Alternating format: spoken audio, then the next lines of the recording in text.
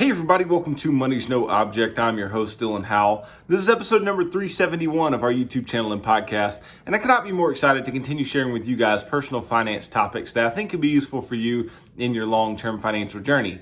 Today we are going to be talking about this idea called direct indexing.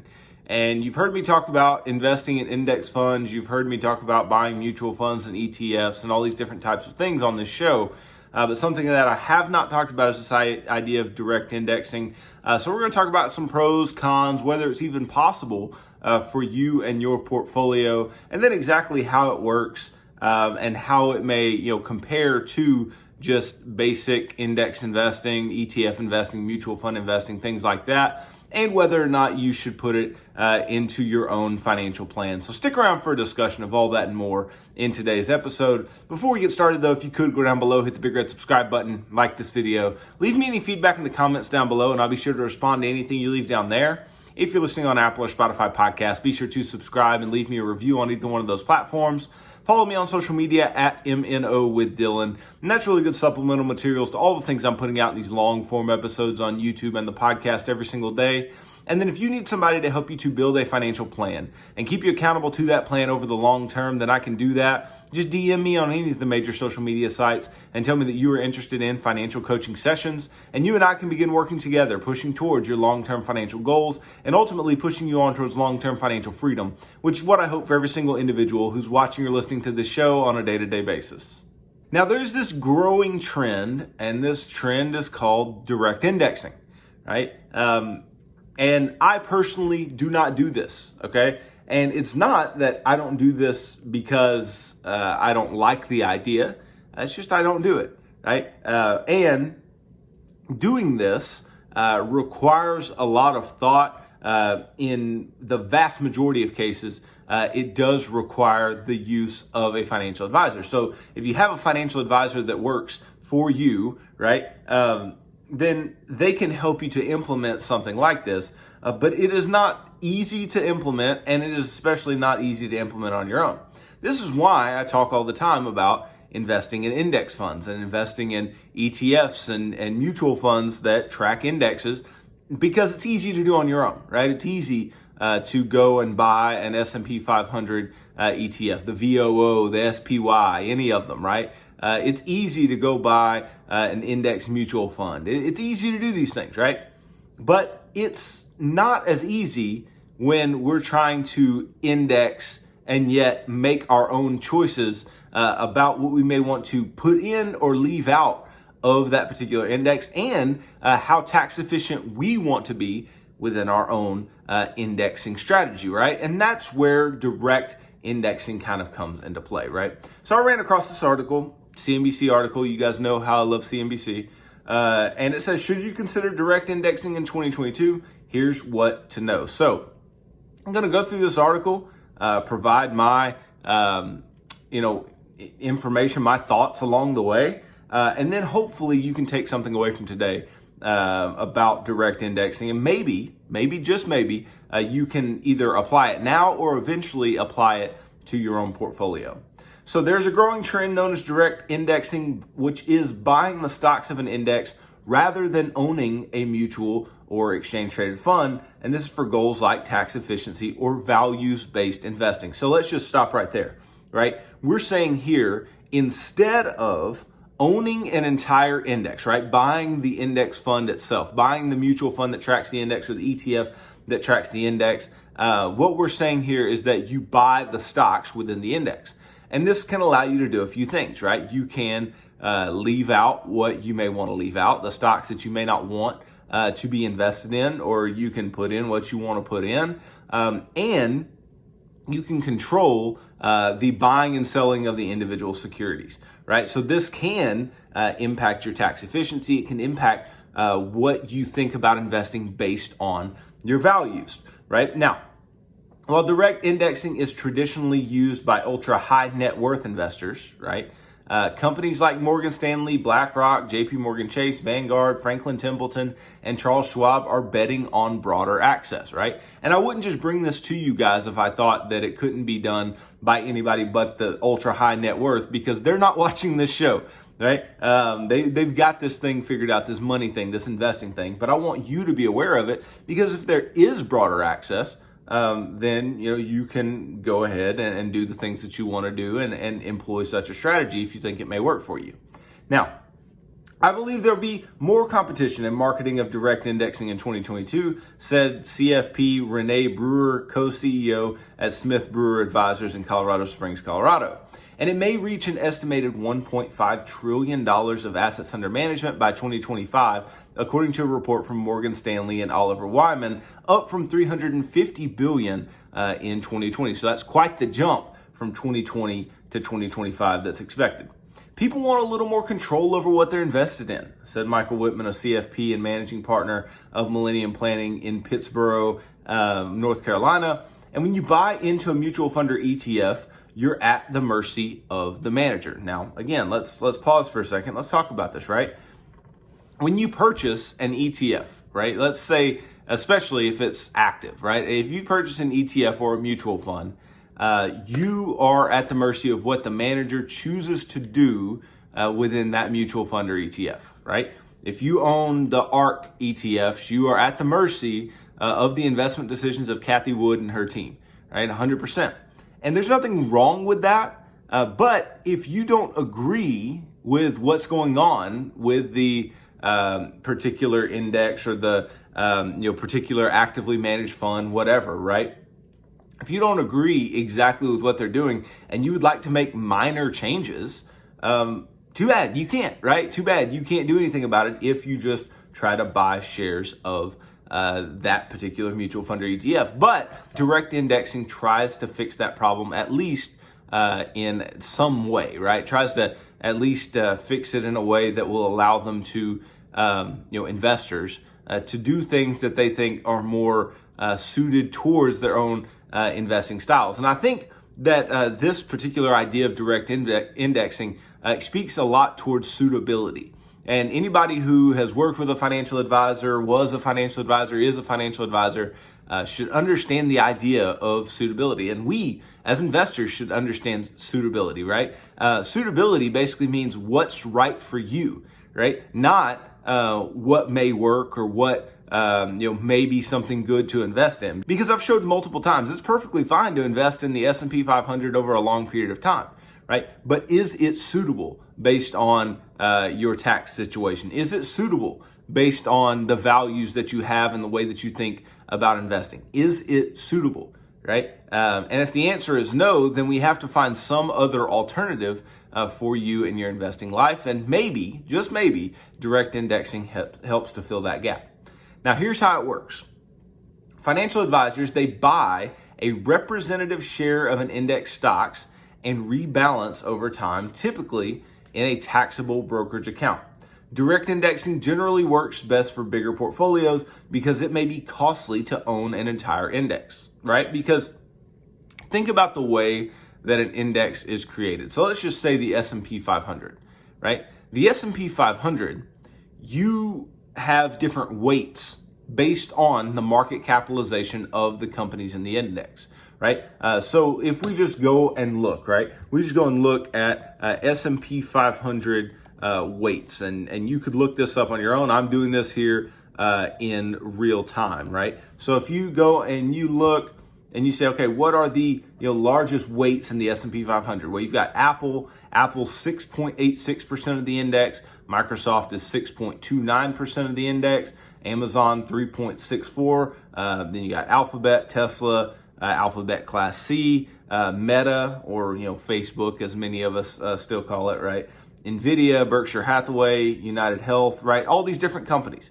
And the way that they are weighted within these portfolios, the way that they get the weight is they take the market capitalization of all the companies within the index, and then they take the market capitalization of that one specific company. So they take Apple's market cap and they say, okay, let me take that and divide it by the total market cap of all the companies in the index, and that gives you the weight that they hold in that index, right?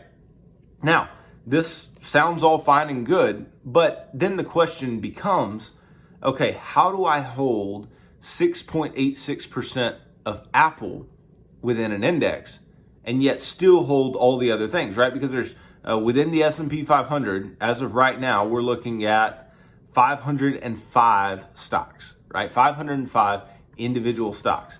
And so not only do you have to buy 505 individual stocks to create an index on your own, right? You have to do it in the appropriate weighting that is brought out by the index. Now, if you can buy partial shares, this becomes quite a bit easier, right? Because if you can buy partial shares, then you can just take differing amounts, whatever amount you want to put towards the highest weighted company, and then just subsequently move your way down into all of the other weightings, right? And it'd be pretty straightforward to do that. But again, it's still going to be more costly to do that than it would be to just buy an ETF or just buy a simple index fund, right?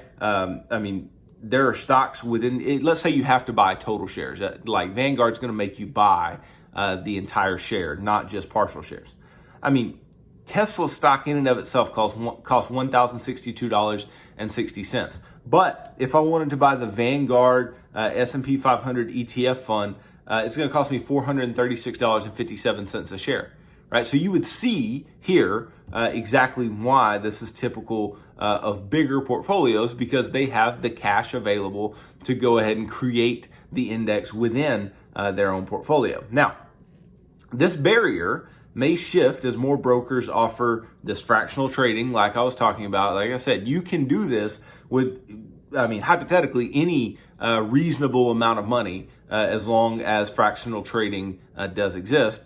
And that would be really useful to a lot of us, right? It would be useful to a lot of us to do this. And I know that Fidelity allows you to do it, Schwab allows you to do it. I'm sure other companies allow you to do it as well. But this is something that, as Vanguard decides, we'll do this, and they're, the indexing mecca, right? There's going to be a big influx, likely, of cash into these types of strategies.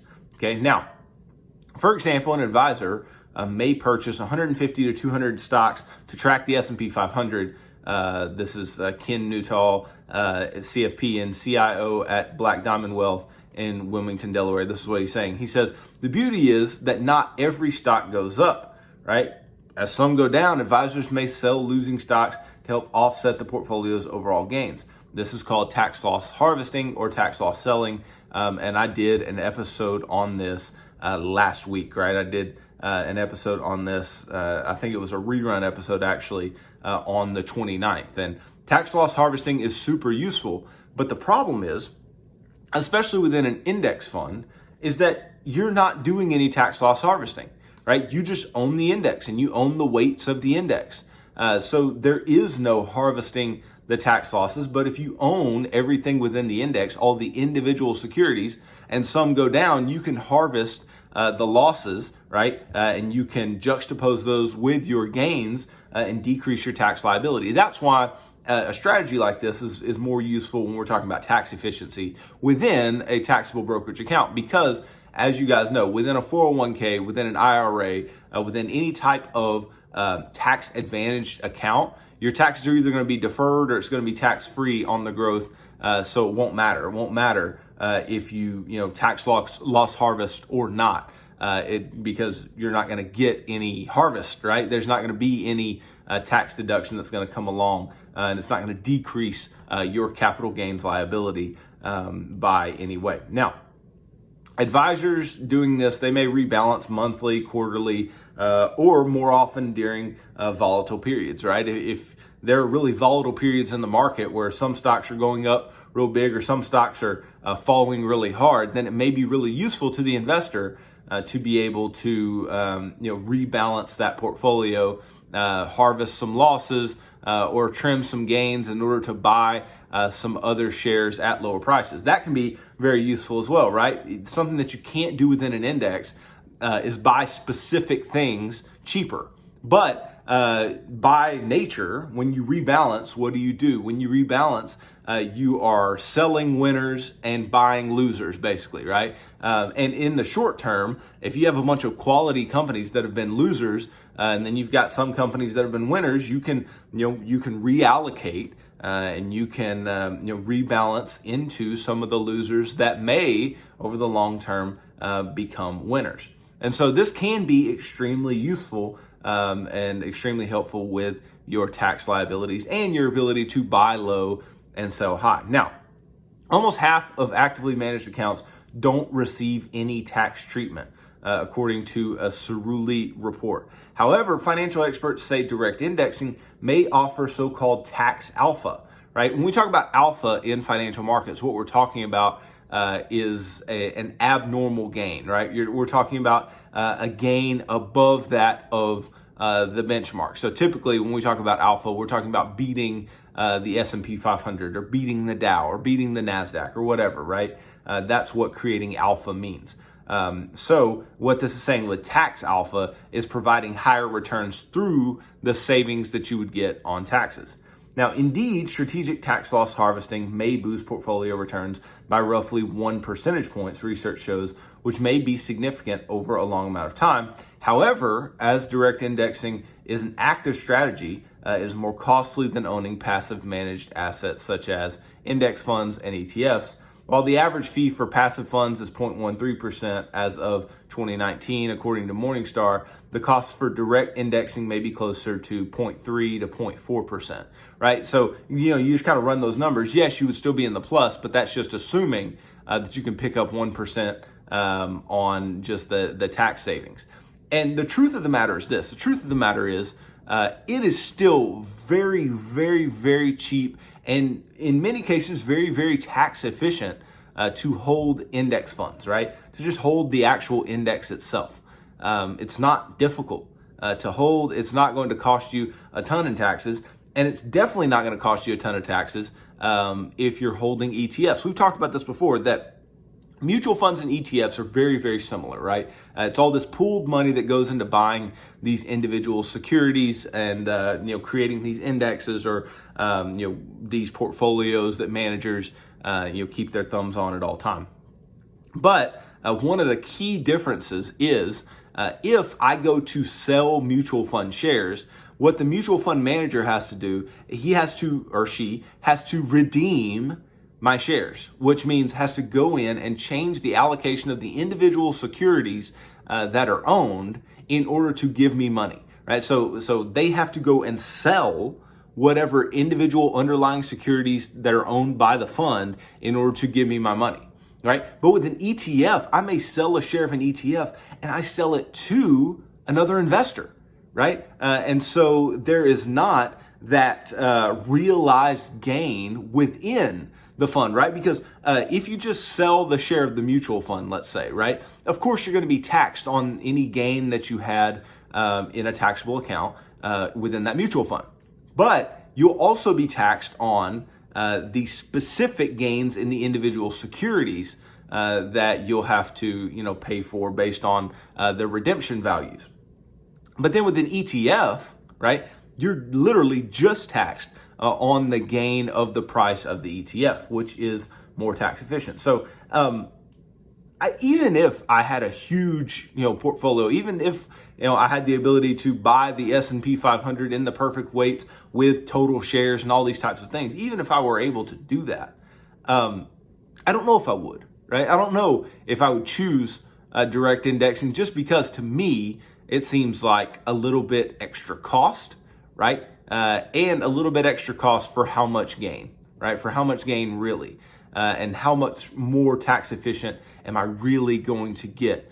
Now, let's be clear, right? If you own a lot of actively managed assets, and this is just your indexing portion, this can help you to decrease some of your capital gains taxes that you may have, and those realized gains that are within these actively managed portfolios. But if you do a ton of indexing, just buying ETF, index funds, or even the mutual fund version of the index funds, I mean, it doesn't get much easier than that. But that is not the only use, right? It's not the only use for direct indexing to save us in taxes, even though that's one of the selling points. And assuredly, right, if you're a high net worth individual, saving small percentages in taxes is a lot of money. But for me, and likely for many of you as well, this is only going to be a marginal benefit, and maybe just more trouble than it's worth. But again, that is not the only benefit to direct indexing. Portfolio customization is also an appeal that direct indexing has, right? And I spoke earlier about value-based investors, right? Value-based investors, they want to invest in certain sectors or companies, and they want to divest from others, right? They want to stay away from things that they don't believe in and invest in things that they do believe in, okay? It's a great way, direct indexing, to be able to tilt your portfolio to causes that you believe in, right? This may come in handy for somebody with many shares of a single stock. For example, an Apple or Amazon executive may want to diversify by investing in an index without their company holdings. So just think about this. Think about, right, if you work for a company that is in the S&P 500 and you are paid some type of compensation in company stock, right, in the stock of the company that you work for. Well, all the indexing that you're going to do is going to continue to put money in to your company stock. And so you are losing in diversification, right? You're just pouring more and more money into that company's stock. That's why, people say all the time, if you're going to buy a ton of index funds, why in the world are you buying Apple? Why in the world are you buying Amazon? Why in the world are you buying Microsoft? Because they're all, very large parts of the S&P 500 of the major indexes, right? But back to what I'm saying, let's say you worked for Apple and they pay you some type of benefit in Apple shares, then not holding Apple within the portfolio may be useful for you for diversification purposes and may keep you from getting overweight any of the names as you want to index. Now, while direct indexing may appeal to those seeking more control, right, it may be too difficult for the do-it-yourself investors, right? Because even if that's the case, are you still going to be able to have the perfect direct index that you need in order to have the index properly weighted, all these different types of things. Now, direct indexing can allow us to cherry pick these stocks, right? Cherry pick the stocks that you want to invest in and the ones that you don't. But this is my thought on that. My thought on that is that, the whole point of the index, the whole point of mutual fund investing, at its core, but especially indexes, is that you're diversified, right? Is that it's low cost diversification, and it's our ability to track an entire market. And when you begin cherry picking, right, and you begin saying, well, I want to hold this company and not this company. And I'm not talking about the example I just gave, right, where you already own the one company stock. That makes sense because you already own the other company stock, right? But let's say you didn't, and you're just cherry picking based on things that you like and things that you don't. That is really not an indexing, strategy at all. What it really is an active strategy, right? It is a strategy that is you choosing what you want to invest in. And yes, you'll likely remain diversified, right? But your portfolio is not guaranteed to move in the same way as the index does, right? If, let's say, you take the S&P 500 and those 505 companies, and let's say you narrowed it down to 100 or 150 that you wanted to invest in, right? Maybe that 100 and 150, whatever, right? Based on whatever criteria you chose, it could outperform the market 100%, right? But it could underperform the market as well. And so that's something that we need to keep in mind. We need to think about and be very thoughtful of, because not only would it be a case where you may underperform, but you may be holding higher weights based on the fact that you're buying fewer stocks of some of these companies than the index requires. And so they'll have higher weights on your returns, right? So ultimately, I don't know if it's always smart to be messing with an index, right? These indexes are put together by smart people. They're put together by the size of the company, the profitability of the company, the positive fundamentals of these companies. They get put into indexes. But I understand the whole thought process of, morally, I don't want to invest in this, or morally, I don't want to invest in that. But especially within an index that has so many holdings, I mean, how much are you really benefiting or losing when you might end up losing by the fact that you're trying to do too much? And that's something I want to just warn against as we kind of wrap up today, is doing too much. Direct indexing, I think, is a good idea, right? It's a good thought. It's something that if everybody had the choice to do it and do it with as low transaction costs and fees as possible, it's likely to be a positive alpha thing. It's likely to create us higher returns. But you know that fees aren't free, right? How many of us actually have the wherewithal to do it on our own? Very few, right? Or the time or the knowledge, to do it on our own. Very few of us do. And that's okay, right? But that's why indexes, they already exist in the way that they do. And that's why mutual funds already exist in the way that they do, and ETFs exist in the way that they do, right? So in my mind, it's if it ain't broke, don't fix it type thing, right? There are many things in life that could create some marginal benefit for you. There's many things you can do in your financial life that could create marginal benefit for you. Let me just give you an example, and something that I also don't suggest that you do, but that people talk about all the time, right? People talk about all the time staying in a mortgage over a long period of time and investing what you have left over that you would have otherwise put on the mortgage to pay it off early. And just making the spread on that. Well, psychologically, that just doesn't work for me, right? It works mathematically, but it doesn't work psychologically. And in my mind, it's one of those things like, what are we doing here, right? Are we trying to just make an extra few percent per month, per year, per 10 years on, some amount of money? Or are we trying to be financially free and all these different types of things, right? And I want to be financially free, so that's why I choose to do what I do with the mortgage and things like that. But you guys can choose whatever. I'm just telling you what I teach, and it's the most efficient path to long-term wealth in the way that I see it.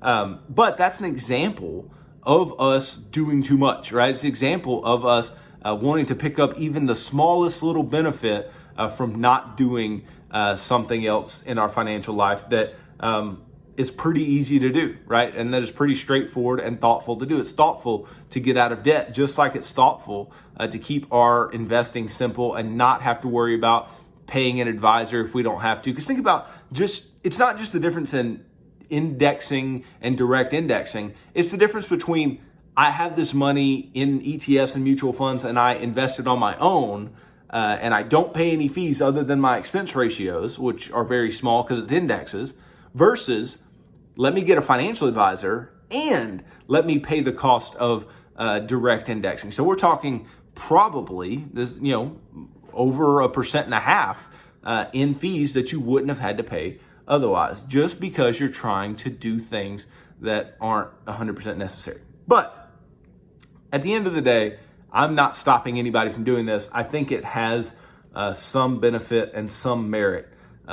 Especially if you're already using an advisor, especially if you have the ability to do this, and especially if your advisor is not trying to be some active portfolio manager by picking the stocks and doing the portfolio customization for you, right? That should be your choice. They just work for you and help you to execute, right? The tax efficiency, they can help you real big time on the tax efficiency, but be sure to consult with CPAs at the same time.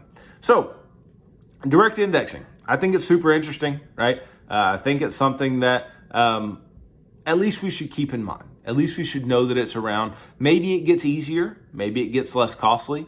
Maybe it gets more beneficial over time and gets tweaked. And maybe there are changes that can be made to it that will allow us to be very, very tax efficient or very, very customized in our portfolios.